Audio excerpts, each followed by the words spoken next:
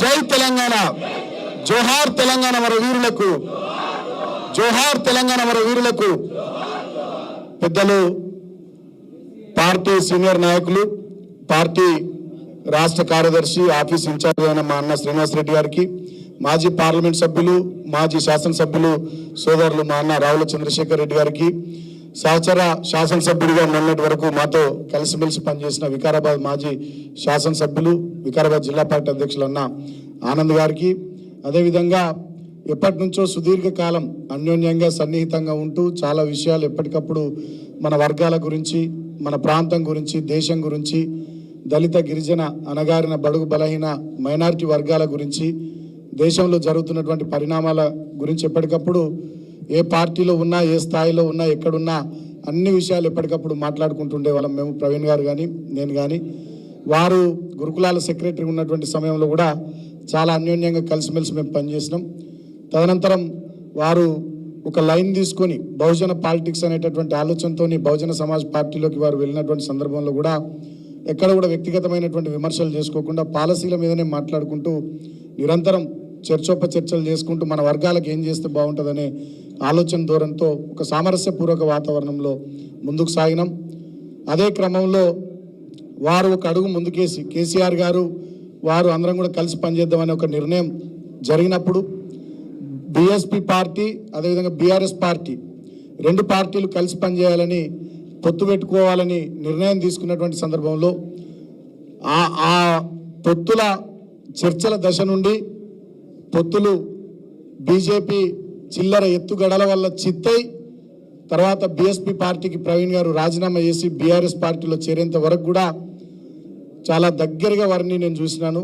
నిజంగా మన వర్గాలకు కానీ ఈ ప్రాంతానికి కానీ డెఫినెట్గా ఏదైనా చేయాలనేటటువంటి ఆలోచన ఉన్నటువంటి ఒక కమిట్మెంట్ నాయకుడు ప్రవీణ్ గారి వల్ల, వారు అలాంటి నాయకుడు వాళ్ళ పార్టీలో చేరినటువంటి శుభ సందర్భంలో మొన్న కేసీఆర్ గారి నాయకత్వంలో ఈ కార్యక్రమానికి నేతృత్వం వహించి రాష్ట్ర వ్యాప్తంగా ఉన్నటువంటి బీఎస్పీ శ్రేణులు కానీ, స్వారోస్ కానీ, ఇతర వారి అభిమానులు కానీ, అనుచరులు కానీ అందరినీ పార్టీలో వాళ్ళంతా కూడా మన కొద్ది మంది అందుబాటులో ఉన్నటువంటి వాళ్ళే లిమిటెడ్ మెంబర్స్ చేరినారు. ఒక 400-500 మంది, మిగతా వాళ్ళు 1000-1500 మంది చేరుతా అంటున్నారని చెప్పి ఇవాళ డేట్ పెట్టుకొని ఈ కార్యక్రమాన్ని పెట్టుకోవడానికి ప్రధానమైనటువంటి కారకులు ఆర్ఎస్ ప్రవీణ్ గారు.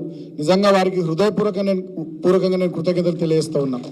ఎందుకు తెలియజేస్తూ ఉన్నానంటే, వారు చేరేటి రోజు ఒక మనిషి ఒక మాట మాట్లాడిండు. ఈ రాష్ట్రానికి ఇలా ప్రభుత్వ అధినేతగా ఉన్నటువంటి ఒక మనిషి వారు చేరేటి రోజు ఒక మాట మాట్లాడిండు. ఏం మాట్లాడిండు?